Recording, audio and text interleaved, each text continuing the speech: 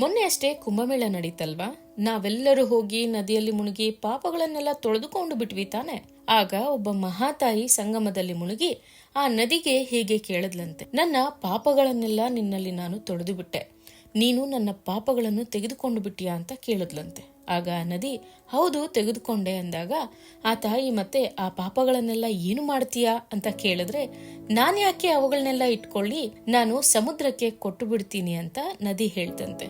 ಆಗ ಆಕೆ ಸಮುದ್ರನ ಬಳಿ ಹೋಗಿ ಕೇಳದ್ಲಂತೆ, ನನ್ನ ಪಾಪಗಳನ್ನೆಲ್ಲ ನೀನು ತಗೊಂಡು ಏನು ಮಾಡ್ತೀಯಾ ಅಂತ. ಆಗ ಸಮುದ್ರನು, ನಿನ್ನ ಪಾಪಗಳೇನೋ ನಾನು ತಗೊಂಡೆ, ಆದರೆ ಅವನ್ನೆಲ್ಲ ನಾನು ಮೇಘಗಳಿಗೆ ಕೊಟ್ಟು ಬಿಟ್ಟೆ ಅಂತ ಹೇಳ್ತಂತೆ.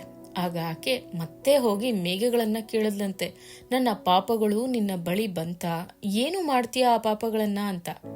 ಆಗ ಮೇಘಗಳು ಹೇಳ್ತಂತೆ, ಹೌದು ನಮ್ಮ ಬಳಿ ಬಂದಿದೆ, ಅವನ್ನೆಲ್ಲ ನಮ್ಮ ಬಳಿ ಏಕೆ ಇಟ್ಕೋತೀವಿ, ಅವನ್ನೆಲ್ಲ ಮಳೆಯ ರೂಪದಲ್ಲಿ ನಿಮಗೆ ವಾಪಸ್ಸು ಕಳಿಸ್ತೀವಿ ಅಂತ. ಇದೇ ಕರ್ಮ ಸಿದ್ಧಾಂತ. ನಾವು ಏನು ಮಾಡಿದ್ರೆ ಅದೇ ವಾಪಸ್ಸು ಬರುತ್ತೆ. ಇದನ್ನೆಲ್ಲ ನೋಡಿ ನೀವು ಸುಮ್ಮನೆ ಹೋಗ್ಬೇಡಿ. ಒಂದು ಲೈಕ್ ಮಾಡಿ, ಶೇರ್ ಮಾಡಿ, ಹಾಗೆ ನಮ್ಮನ್ನ ಫಾಲೋ ಮಾಡಿ. Thank you.